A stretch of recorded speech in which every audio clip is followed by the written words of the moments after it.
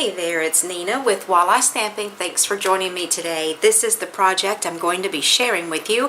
It is a card and a box all in one big package. So as you can see, I have a little medallion on the top, and I just chose a stamp set that says "From My Kitchen to Yours."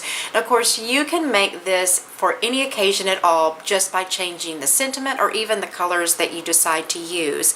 But I just wanted to go with something that wasn't really holiday-ish right now because I thought you might want to see something other than Halloween or Christmas at this point in time.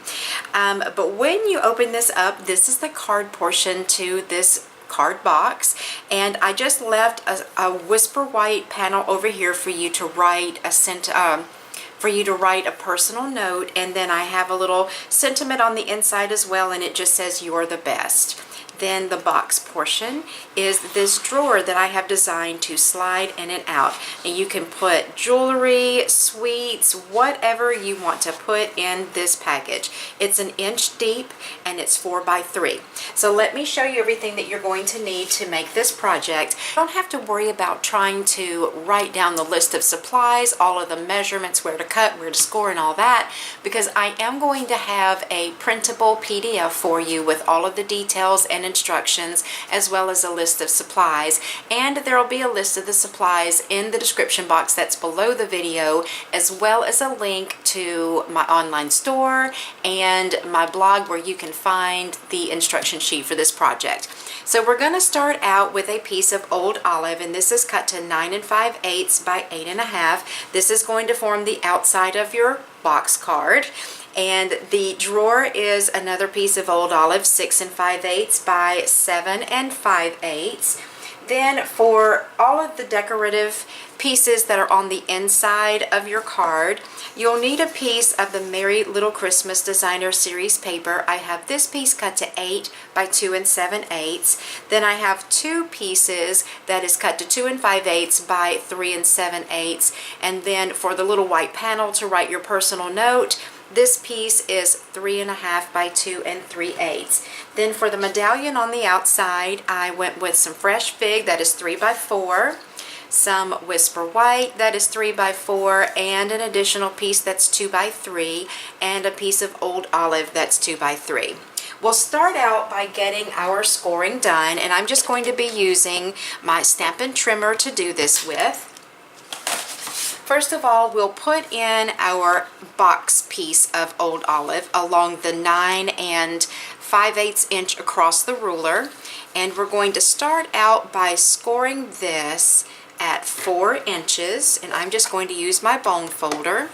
So score at 4 inches, then we're going to slide over to 5 1/8, and then 9 1/8. Then you'll want to turn your paper a quarter turn to the right, and that's going to put this 1/2 inch score line down at the bottom. We're going to line our paper up at the 1/2 inch mark and score. Then we're going to slide over to 1 1/2 inches, then 4 1/2 and 5 1/2. Go ahead and get the drawer scored. Now, unfortunately, I do have a 15/16 of an inch scoring to do, and the reason for that is because you want your drawer to be just slightly smaller than the box you're going to put it into. That way it's going to slide in and out of the box easily, and it's not going to be a struggle, and you're not going to be frustrated. So there's only two measurements you need to remember. The first one is 15/16 of an inch. If you're not familiar with cutting or scoring at those types of measurements, line your paper up with your 1 inch mark, then slide back to that first mark to the right of the 1 inch, and that will be 15/16 of an inch. So score there, and then slide over to 1 7/8 of an inch and score again, and we're going to do this on all 4 sides. Let's go ahead and trim the drawer for our box. It's very simple. All you're going to do is cut straight up each of these score lines on both sides, stopping at the second horizontal. Then you're going to cut away these 2 squares here and this 1 square right here on both sides.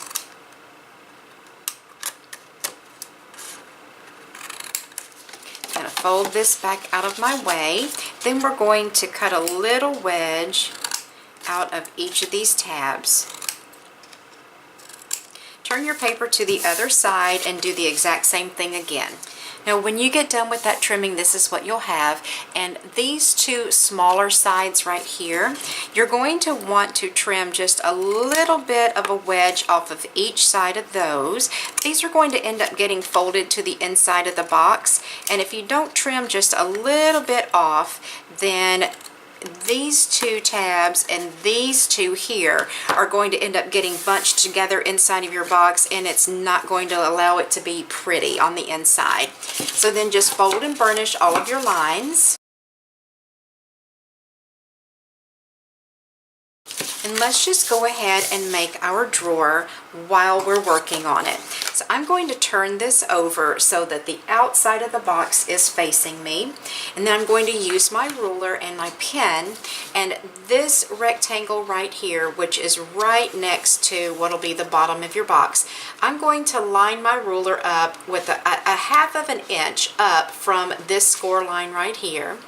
And then the left side will be even with this score line.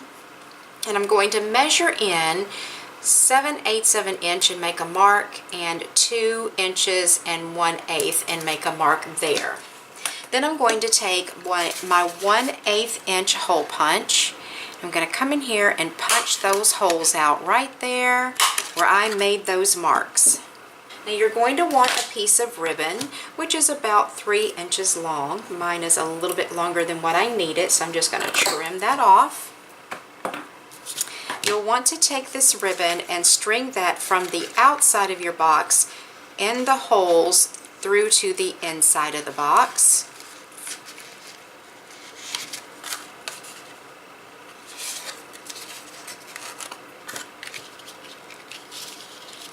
Then once you get that on the inside, you may want to take a glue dot or some fast fuse and put a little adhesive right there.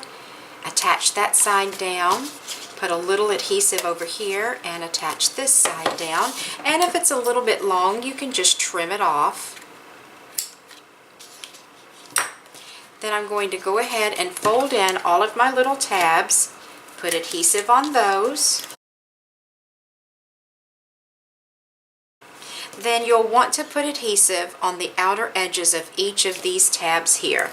Those are going to get adhered to the inside of your box.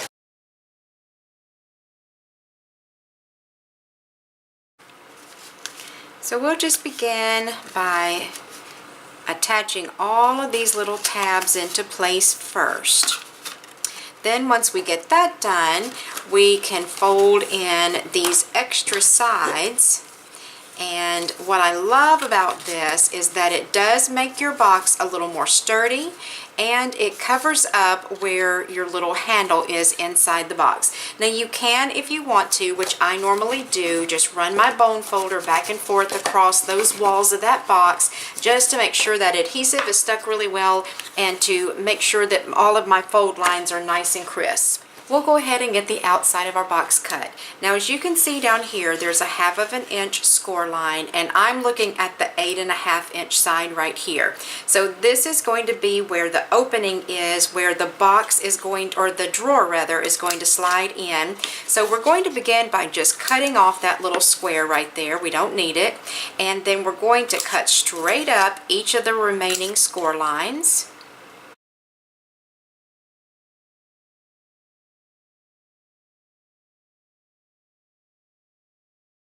You'll want to cut a wedge out of each one of these tabs. Now this little rectangle here is going to remain, but we're going to get rid of this piece, these 3 sections, and this section. So we'll also keep these 2 little boxes right here. So what we'll do is we'll just cut this at an angle, because this is the tab that'll hold our box together. And we can go ahead and cut straight down this first 1/2" score line and just remove that piece. Then we will cut straight across this score line right here up to the 3rd horizontal score line and stop right there. So this is what you're going to have. Let me lay that down. This is the side of the box. We're keeping these 2 tabs. We've cut along that score line, and this will be the front part or the top portion of our card. So now we'll just cut straight up this score line and we'll get rid of all of this section right here. Then we'll go ahead and cut right there, right here, and right here on all of those 3 score lines. We do want to keep these little tabs, so I'm going to move those out of the way so I don't end up accidentally cutting those off. And like I was saying, I will have a detailed diagram drawing of this box, and it'll show you where all the cut lines are and where all the fold lines are.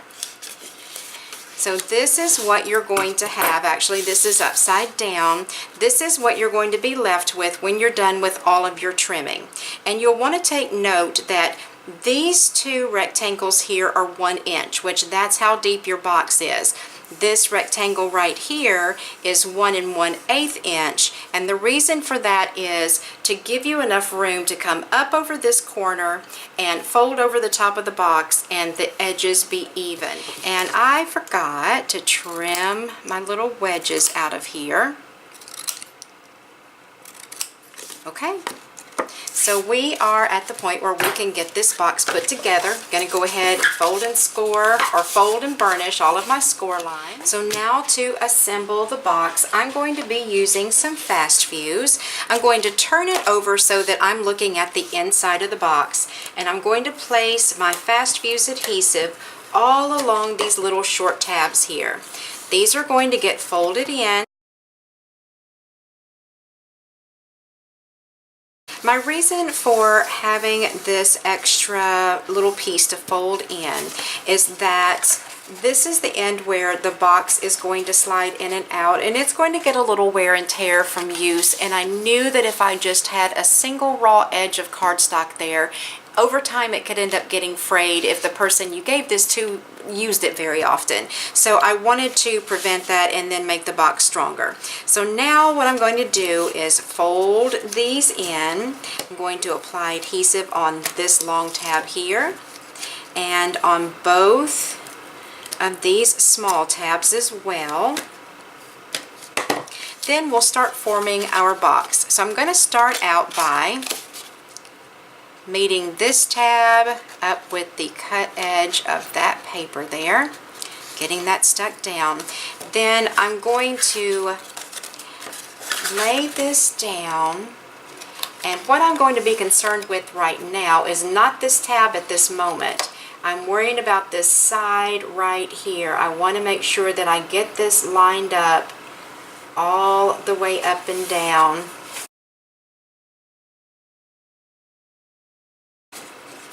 Then I'll just stick my bone folder down on the inside and make sure that that other tab is adhered.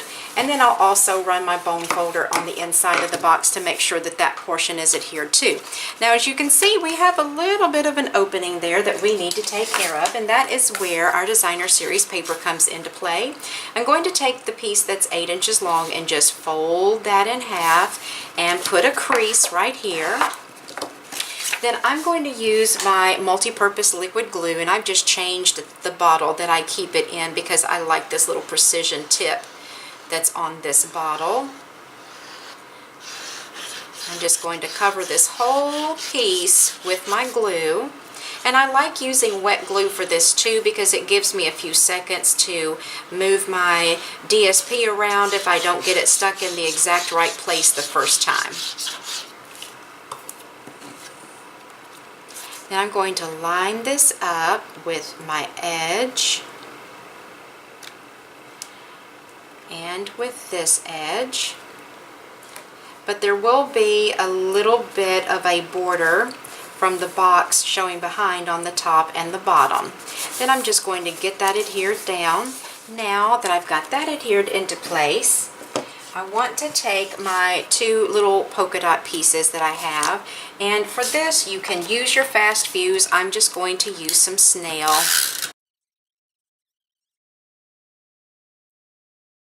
Then I'm going to attach my little panel that goes here for personal note. Now let's go ahead and slide that box in, and it fits so perfectly. It slides in there nicely, and it also slides out easily, and it's not hard to move it at all. I don't know if I remembered to mention this piece in the beginning or not, because I had it sitting over to the side, so I may not have told you about this piece to make this little sentiment on the inside. But this is about 2 1/4 by 3 inches, and I'm going to be using my pretty label punch to cut that out with. So for my ink, I'm going to be using 3 colors today. I've got Smoky Slate, Fresh Fig, and Old Olive. So I'm going to be using my Fresh Fig and Old or Smoky Slate for this. And I have the Label Me Pretty stamp set, which these 2 come together as a bundle, and you can save 10% when you purchase them that way, and they can certainly be purchased separately. So like I was saying, I'm just using the From My Kitchen to Yours and the You're the Best stamp, and then I'm going to be using this one right here as well. So let me find that one and the You're the Best.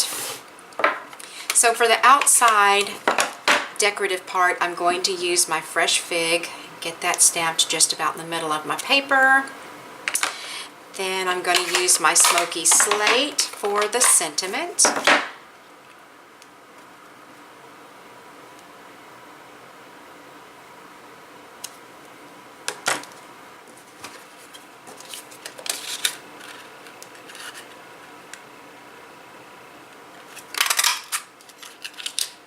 I'm just going to use snail to attach that to the inside.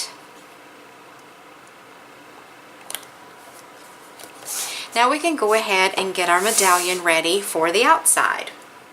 Now I have not been able to get a great image the first time that I stamped this stamp, and I think it's just because I need to ink up my pad. And so what I'm going to do is I'm going to just use my Misty stamping tool. That way I can stamp this more than once and get the image as dark as I need it. And I can tell that I'm needing to re-ink this. If I didn't need to re-ink my pad, then I would get the image I need the first time, and I wouldn't have to stamp it more than once. I'll go ahead and get that punched out.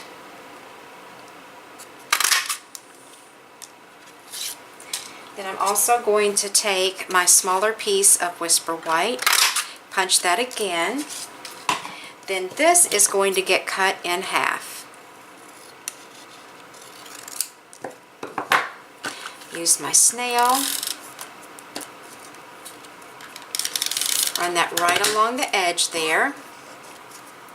Then I'm going to stick my sentiment on top of it so that I have just a little bit of the edge sticking out, and that will give the appearance that I have 2 of these cut out, layering them up. I'm going to use my dimensionals on the back here. So I'm going to set this aside for just a moment. Then I'm going to use my Big Shot and go ahead and get these 2 pieces cut out. For this I'm going to be using my layering ovals. I'm going to use the largest scalloped and the next to largest plain oval. And I'm actually going to cut this out before I do my stamping.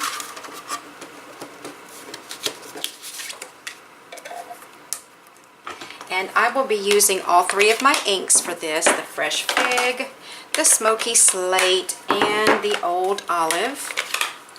Now what I'm using for my stamping is the Touches of Texture stamp set. I'm going to be using the Dragonfly, this background image, and this flower image, as well as this one. To begin with, I'm going to use my background image, and I'm going to use that in my old olive. I'm going to stamp in my old olive once and then stamp off once, then onto my cardstock. And I'm going to cover the whole thing. Okay. Then I'm going to take my floral image. I'm going to use that in the garden green as well. I'm going to stamp right across the top portion here, letting it run off, and I'm going kind of from east to northwest, that direction. Then I'm going to come back in here and do the same thing, but going in the opposite direction. Then I'm going to take my flower image right here, and I'm going to use my fresh fig, and this I'm not going to stamp completely on to the paper so that you see the whole image. I just want a little portion of that flower showing, just about like that, and I did 3. Then I'm taking my little dragonfly and I'm using my smoky slate, and I'm going to put him right up here. He's going to be kind of flying off the paper a little bit, and you're barely going to see him, but I just wanted him in the background, just sort of faint. And I'm going to be putting these rhinestones about where the center of those flowers would be. And I'm going to be putting 2 to 3 on each one, depending on how much of the center of that flower is showing. Okay, got that done. Then I'm also going to put a couple of these right here on the outside of the word kitchen on either side. Then I'll take my snail adhesive, use that to attach this to my fresh fig, then peel the backing off of my dimensionals. Now to attach this to the box, I also used dimensionals. Okay, so there we are. There's both of these projects completed. I think that these are such a cute little idea to give someone a card and a box all in one, and then once they have received their gift, they can always sit this up on a shelf or their desk or whatever and display it, because it is a pretty little gift box. And I would use this to maybe keep some post-it notes or some paper clips or something like that in. So anyways, cute little idea for any occasion at all. So as I said before, I'll have links to the featured supplies in the description box that's below the video, and I'll have links to the project as well. And you'll want to make sure that you head on over to my blog. I'll have some additional pictures of this project, and I will have that detailed instruction sheet that you can print off as well.